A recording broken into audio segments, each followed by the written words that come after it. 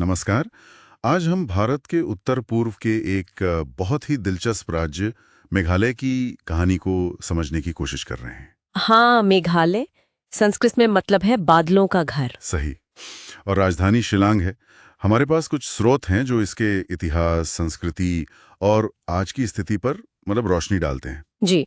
तो हमारा मकसद है इन स्रोतों से खास बातें निकालकर एक साफ तस्वीर पेश करना। जब भी मेघालय का जिक्र आता है ना, तो अक्सर पहाड़, बारिश, अनोखी आदिवासी संस्कृति। हाँ, और शिलांग का रॉक म्यूजिक। बिल्कुल। शिलांग का रॉक म्यूजिक याद आता है। हाँ, और मेरे ख्याल से जो सबसे अनूठी पहचान है वो है यहाँ का मातृवंशीय समाज, जहाँ वंश माँ के नाम से चलता है। ये भारत में मतलब बहुत कम देखने को मिलता है। वाकई। और ये सिर्फ एक रिवाज नहीं है, इसने राज्य के पूरे ताने बाने को इतिहास से लेकर आज तक एक, आप कह सकती हैं, अलग रंग दिया है। तो चलिए थोड़ा पीछे चलते हैं इतिहास में। मेघालय हमेशा से खासी, जयंतिया और गारो जनजातियों का घर रहा है। ऐसा सुनने में आता है कि ब्रिटिश राज से पहले ये काफी हद तक स्वतंत्र थे अपनी व्यवस्थाओं के साथ। बिल्कुल, उनकी अपनी शासन व्यवस्थाएं थीं और मातृवंशीय परंपरा तो उनकी जड़ों में थी एकदम। अंग्रेजों के आने के बाद ये क्षेत्र असम का हिस्सा बना, खासकर हिल स्टेशन और संसाधनों के लिए। अच्छा। हाँ, हालांकि कुछ एक्ट्स जैसे 1874 के शेड्यूल्ड डिस्ट्रिक्ट्स एक्ट से उन्हें थोड़ी स्वायत्तता भी मिली रही। फिर 1947 में भारत आजाद हुआ, लेकिन मेघालय तब भी असम का ही हिस्सा था। ओके, तो फिर अलग राज्य बनने की कहानी कैसे शुरू हुई? शायद अपनी अलग भाषा, संस्कृति को बचाने की इच्छा रही होगी। हाँ बिल्कुल, यही मुख्य कारण थे। अपनी विशिष्ट पहचान, भाषा, संस्कृति, रिवाज, इन सबको बनाए रखने के लिए यहाँ आंदोलन हुए। काफी संघर्ष के बाद आखिरकार 21 जनवरी 1972 को मेघालय भारत का 21वां पूर्ण राज्य बना। 1972 में। जी, ये दिखाता है कि सांस्कृतिक पहचान इनके लिए कितनी अहमियत रखती है। और ये पहचान आज भी यहाँ की संस्कृति में झलकती है। आपने मातृवंशी समाज की बात की। खासी, गारो, जयंतिया, तीनों प्रमुख जनजातियों में ये व्यवस्था है। हाँ, तीनों में। इसका मतलब है कि जमीन, जायदाद और कुल नाम माँ से बेटी को मिलता है। ये अपने आप में बहुत अलग है बाकी भारत से। वाकई में बहुत अलग है। और ये समाज में महिलाओं की भूमिका को भी प्रभावित करता है। साथ ही ब्रिटिश मिशनरियों के प्रभाव से यहाँ ईसाई धर्म मानने वालों की संख्या भी काफी है। तो इसने पारंपरिक मान्यताओं के साथ मिलकर एक मिलीजुली संस्कृति बनाई है, कह सकते हैं। अच्छा, एक मिक्स है मतलब। हाँ, भाषाओं की बात करें तो खासी, गारो, जयंतिया मुख्य हैं, पर अंग्रेजी यहाँ की आधिकारिक भाषा है। शिक्षा प्रशासन में वही चलती है ज्यादातर। और त्योहार भी तो अनोखे हैं। मैंने नोंगक्रिम नृत्य के बारे में सुना है, वांगला महोत्सव। हाँ, बेदिन खलाम भी है जयंतिया लोगों का।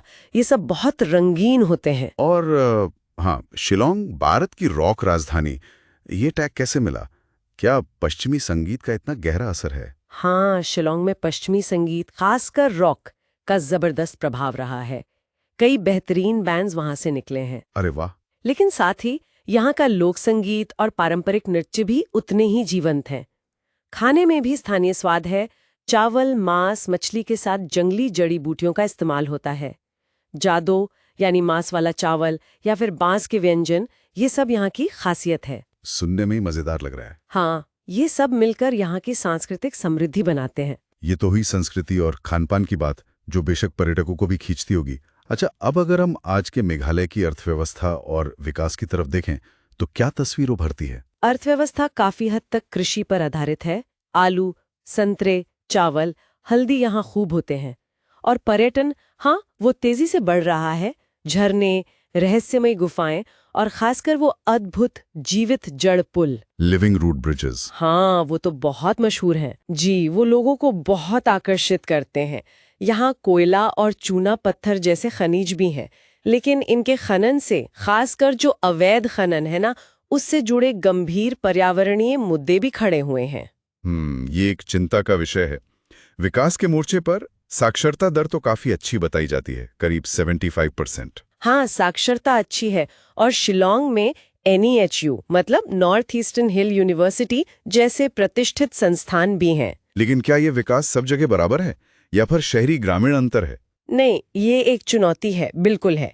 शहरी क्षेत्रों, खासकर शिलोंग में शिक्षा और मौके बेहतर हैं, लेकिन दूर दराज के गांवों में सड़कें, स्वास्थ्य सुविधाएं, ये सब पहुंचाना अभी भी एक बड़ा काम है।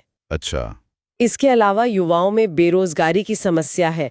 शहरी इलाकों में नशे की लत एक मुद्दा बन रही है और कनेक्टिविटी को और बेहतर बनाने की जरूरत तो है ही। यानी चुनौतियां कम नहीं हैं, लेकिन मुझे लगता है भविष्य की संभावनाएं भी होंगी, खासकर इको टूरिज्म और सांस्कृतिक धरोहर को लेकर। निश्चित रूप से मेघालय की प्राकृतिक सुंदरता और अनोखी संस्कृति, खासकर वो जीवित जड़ पुल और गुफाएं, ये इको टूरिज्म के लिए वरदान है। सही। शिक्षित युवा आबादी बड़ी ताकत है। सरकार की जो लुक ईस्ट पॉलिसी है उससे भी नए रास्ते खुल सकते हैं। जैविक खेती की काफी संभावना है और यहाँ के संगीत, हस्तशिल्प जैसे सांस्कृतिक उत्पादों का निर्यात भी एक अच्छा अवसर हो सकता है। तो कुल मिलाकर मेघालय एक ऐसी जगह है जहां प्रकृति की खूबसूरती है, एक अनूठी सामाजिक व्यवस्था है और भविष्य की संभावनाएं भी एक साथ मिलती हैं। मतलब प्राचीन आदिवासी जड़ों से लेकर आज की चुनौतियों का सामना करता एक आधुनिक राज्य। हाँ, और सबसे जरूरी है सतत विकास। मतलब ऐसा विकास जो यहाँ के पर्यावरण को बचाए रखे और यहाँ की विशिष्ट सांस्कृतिक पहचान का भी सम्मान करे।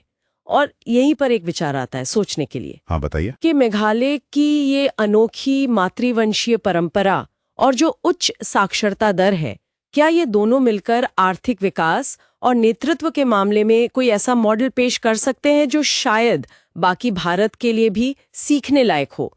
मतलब कैसे यहाँ की सामाजिक संरचना भविष्य के विकास को एक अलग दिशा दे सकती है? ये एक सोचने वाली बात है।